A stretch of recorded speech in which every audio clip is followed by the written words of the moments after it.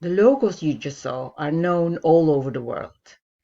In EC308, we will look at what practices we can expect from these large firms and how governments are trying to limit their power.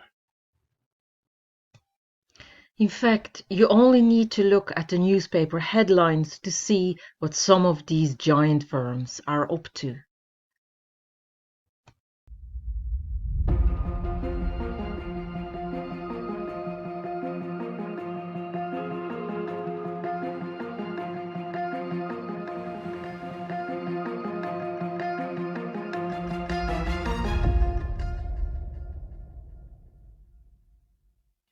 We start the course by talking about what it really means to be a large firm.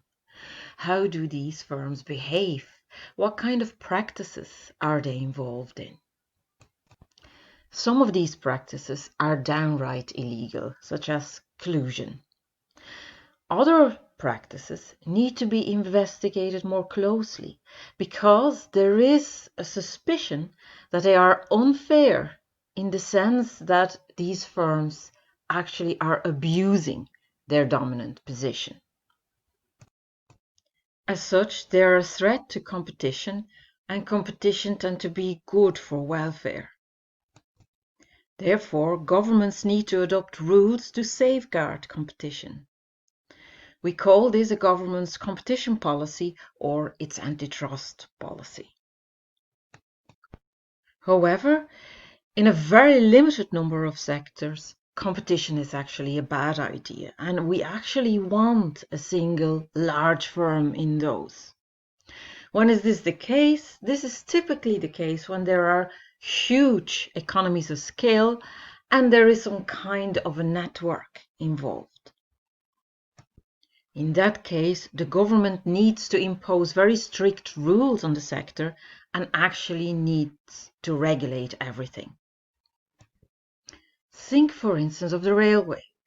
If you travel by train in the UK, where train travel is privatized, you pay a huge amount for a train ticket. This stands in sharp contrast with continental Europe, where train travel is regulated very heavily.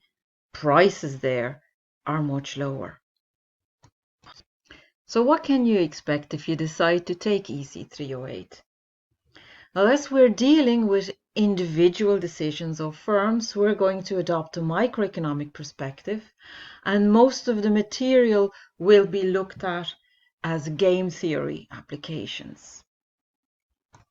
In terms of the assessment then, there will be a small case study I'll ask you to write up in about 3 pages, and that will account for a quarter of the grade for this module.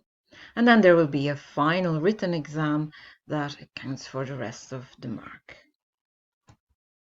And finally, here are some useful websites, and then my email in case you want to know more about this course.